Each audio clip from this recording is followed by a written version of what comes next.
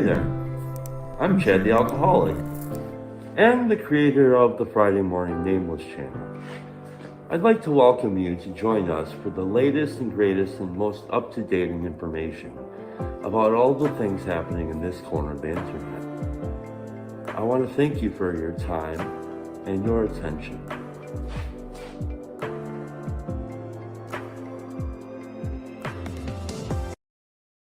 You're welcome, Chad, but you've been doing a piss-poor job of keeping us up to date on what's going on and the latest and greatest in what's going on in this little corner. So I'm going to run through some of that in a moment. First, I got to say hi to Anami, and I am Magic, and that's the only people saying hi in the hive mind this morning. Well, we're kind of in a rush. You see, the story goes something like this. I had Kale on one time, and then I made too much of a big deal about the alcohol at the front of his conservative podcast on Twitter, and then we scheduled for another time. And then I had to put it off because the camera died, and now Paul has swept in, and he doesn't return my emails anymore, and that's apparently this afternoon. So we got to get through all of that. But first, here, have some savings throws. Why don't you? For the mind control that follows this episode of the Grim Grizz stream, the quest for a spiritual Ohm is the result of Paul put out one last night and Chad put out one this morning, and if Chad was going to comment on it, I had to comment on it. So now here we go. You get to choose survival, social, wisdom, or heart. I roll. If it's over 10, you take half damage. If it's under 10, you take full damage. Choose! Survivalists. Wow. That's a nat 20 today. Socialists. 14. Lovers of wisdom. Sense 8. 8. Very shiny. 8. Hard, folks. That's a 6 for you today, but most of you have your bonuses. Indigo folk. What is that? It's count your chakras. So while Chad was this commercial Chad made, he might just give us an update at some point. Says he keeps us up to date on the latest and greatest in this little corner.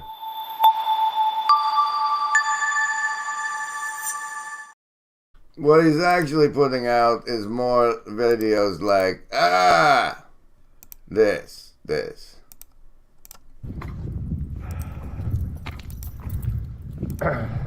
And the world is our oyster, I guess. And there'll be ups and downs, but that's what life is. That's what's so wonderful about it.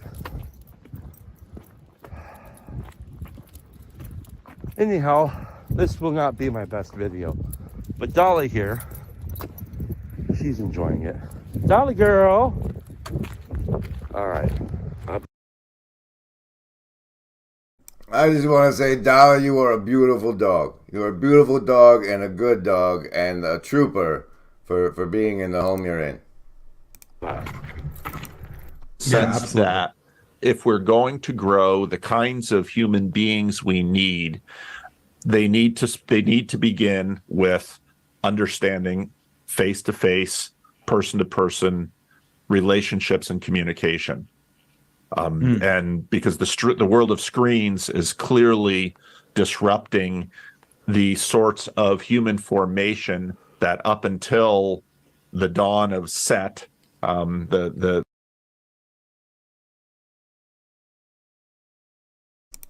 What? the god that up until the dawn of Set, the god that emerged in the middle of the 20th century of screens in our homes telling us what to think, up until that point, that this very basic human fabric for community could simply be assumed, and now it's increasingly disrupted. Though he hit it at the tail end of his Not the Best Dolly video, Chad did bring us the clip that helps us confirm our undue influence over the mind of Pastor Paul Vanderklay, which is why it's important for me to do these homeroom adjuncts. But elsewhere in this little corner, we have such fabulous little things, such as that transfigured guy I had a talk with, having this guy on. People, are the current movement within Orthodox theology for the last 50, 60 years has been a neo-patristic movement, which has become sort of hyper-focused on the church fathers. But that's been at the expense of biblical theology. And these texts kind of fall into this weird place where they're not New Testament and not exactly a church father. Right. Yeah. And so people have just sort of left them. And so trying to recover that as an important piece is part of what doing the book was about.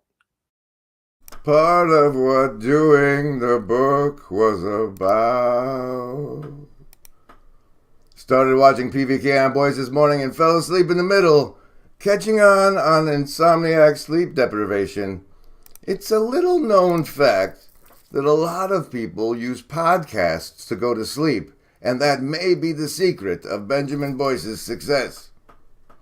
Elsewhere in the corner, we have Luke, the guy who appeared all sweaty on the channel live stream yesterday. Check it out. And hung out in the after party afterwards for a little while. He's got his own channel. Who knew? And on it, you can find such things as this. It's all coming together. I don't know what that means. Circular. What's circles? What's the theology of circles? Tell me. Holy cow. You want to dive right into that? I could talk about that a long time. Really? Yeah. All circles. I love this. I don't know who wrote this, but And I don't know that they did dive into circles. And hot off the presses this morning is the fabulous return of Herb, long awaited, over on Sally Joe's channel. I haven't watched that yet, but also there's this over on Cassidy Vanderkamp's channel. Slowly made apparent to me over the years, but particularly in the last 6 months, and more specifically with my participation with the Bridges of Meaning Festival. I've talked about it briefly before, and I've honestly tried to keep pretty quiet about it. And slowly made apparent. So she might go into the rest of that in that video.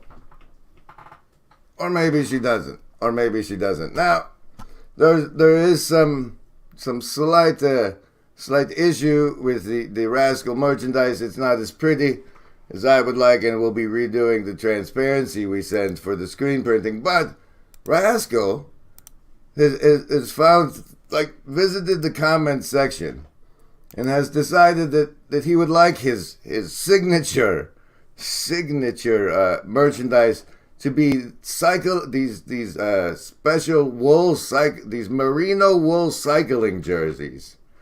And that's going to be we got to do at least 6, and they're about $200 a pop, so we're going to have to do a special Rascal fundraiser for that, bud.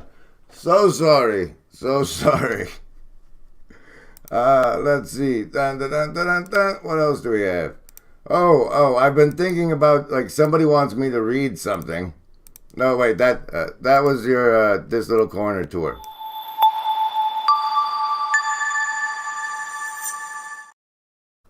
Now, someone wants me to read something, and this link ended up open on my browser.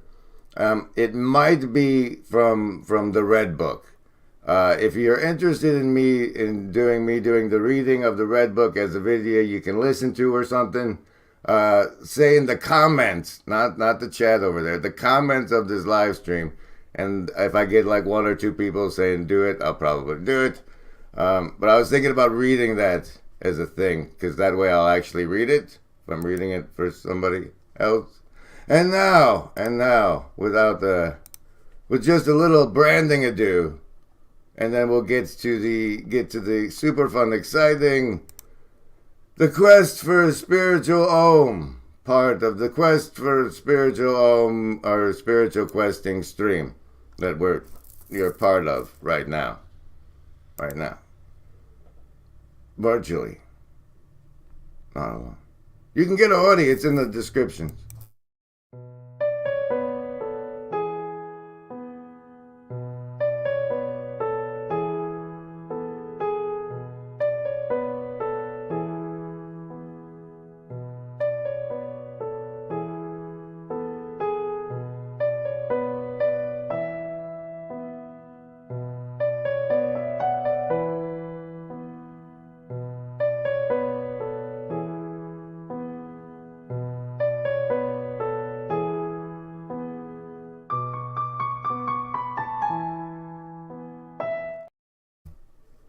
Now, I think we'll start this portion out with you remember that we have a meditation. I don't know if we're calling it the official Virtually Not Alone Network meditation, but it goes, Om,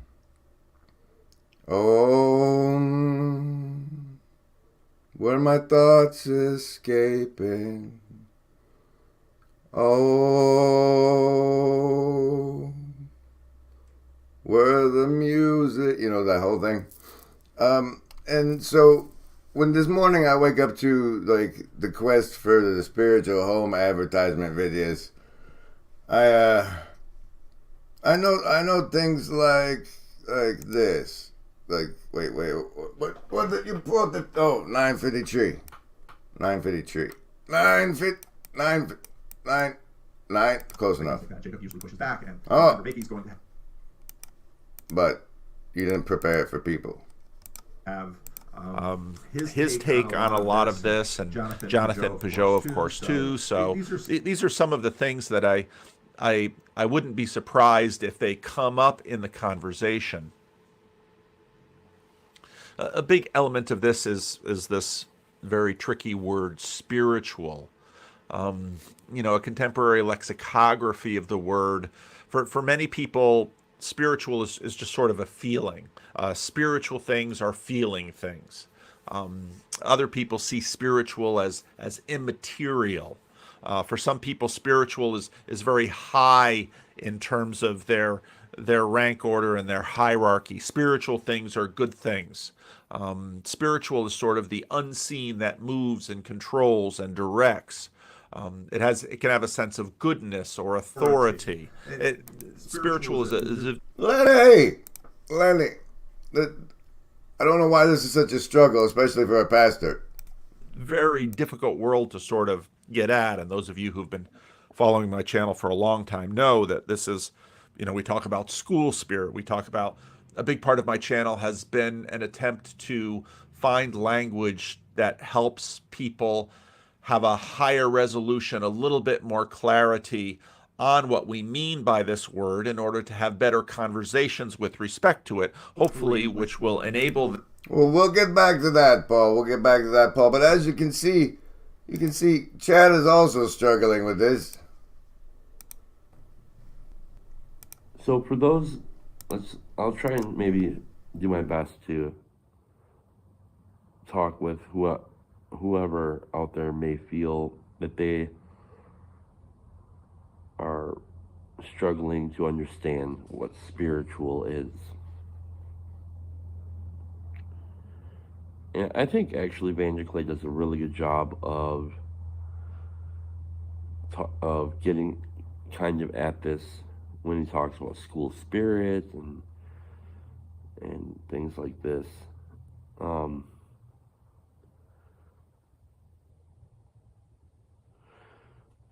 I think the first thing that I had to be convinced of,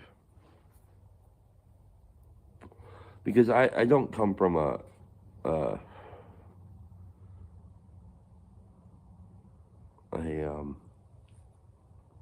background that, like, most of my life I didn't understand or believe that I or have spiritual understanding. and All in right. that, All right, let's grok out some spirit for a little bit to see if it helps anybody, because apparently people need help with that. From the Abrahamic and or Christian faith perspective, like, we are clay with the breath of God. This, like, have you ever been inspired? Have you ever conspired with people? Did they ever put masks on you so you couldn't spire? No, but it is the breath that it's the breath of life is spirit, and there's a holy one that goes around. It's part of the Trinity, they say, but the phrase the idiom, is it an idiom when you say the spirit is willing but the flesh is weak? It's like when you want to do something but you know you just can't. That this the Does any of this is helping anyone? This is helping anyone.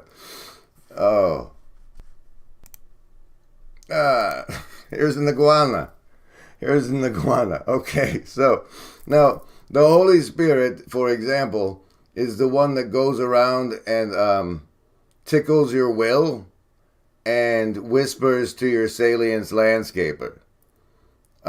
It's part of the frustration I have with what happened this morning, or what I saw this morning, is in the first 30 seconds right here of this.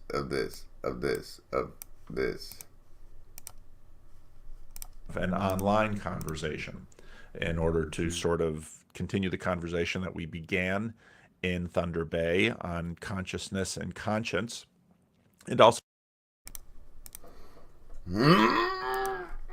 to begin to lay some groundwork, hopefully, so we can sort of find each other and figure out what we're going to talk about and how we're going to lead the conversation that develops in CHINO. So I thought I would get it. All right, let's talk about it then. Let's talk about it, Pastor Paul. The thing, this whole questing for a spiritual home. Okay. If you have any problems really understanding what we mean by spirit, I think one of the best ways is that, as far as it relates to you, it's the part of you that knows what home feels like. And I happened to watch this yesterday, and maybe it'll lay that out. Sleep. And it's like I was aware that I was in a deep, peaceful sleep. I was sleeping and thinking, wow, I haven't slept peacefully for months. It's been so traumatic, and the grief was so heavy. But on this particular night, as I slept, I felt that light come again. But this time, the light dispensed, and I was in the most beautiful place. People can say heaven or the spirit world or the other side. The only word that comes close to what I was experiencing is I was home. I was home. It was so familiar. It was so welcoming. I was home, and I began to run. Now, I don't run in this realm, but That was from the near-death experience of some guy who fell asleep at the wheel and killed his wife and infant. It's touching and fascinating. But, okay, so there we are on spirit, and this questing for a home bit. It's, first, this part. A few days ago, we began in Thunder Bay in order to sort of continue the conversation. Show feet. Conversation itself in April, the five of us are going to have an online conversation in order to sort of continue the conversation that we began in Thunder Bay on consciousness and conscience. And okay. So the reason there needs to be a quest for a spiritual home conference is because you guys didn't really pay much attention to the conscience in the consciousness and consciousness conference. And had you, then you would have focused on the voice that can lead you home. The notion that you need to quest for a spiritual home is is as backwards as the atheists looking for evidence of God outside of their heart. Because Jesus is knocking on the door to your heart from the inside. And so okay, so if you look at this here, if you type the word Ohm into the box, the words that come out say that an ohm, the symbol with the omega symbol, is the unit of electrical resistance in the International System of Units. Electrical resistance. It is named after the German George Simon Ohm. What a coincidence. Various empirically derived standards about it. It's electrical resistance, a measure of electrical resistance. And so the thing about searching for a spiritual ohm is that you're searching for the amount of resistance that lets God come through, because you've muddled up your antenna with the filth of the profane. And but we know that, like, way deep inside of us is the spiritual light. So when we're coming together in Chino, it's not on a quest for a spiritual home. It's to make home with each other. I don't know. That's what I got. Apparently, Pastor Paul and Kale should be starting pretty soon. I'll see you guys in the chat over there. Thanks to Chad and Neutrino and Anime, the Exsanguinator, Anselman, Magic, Lenny, Upcycle. Oh my God, there's so many. I love you all. Thank you so much for being here. Aside from the money, it's what keeps me doing it. It's what keeps me doing it.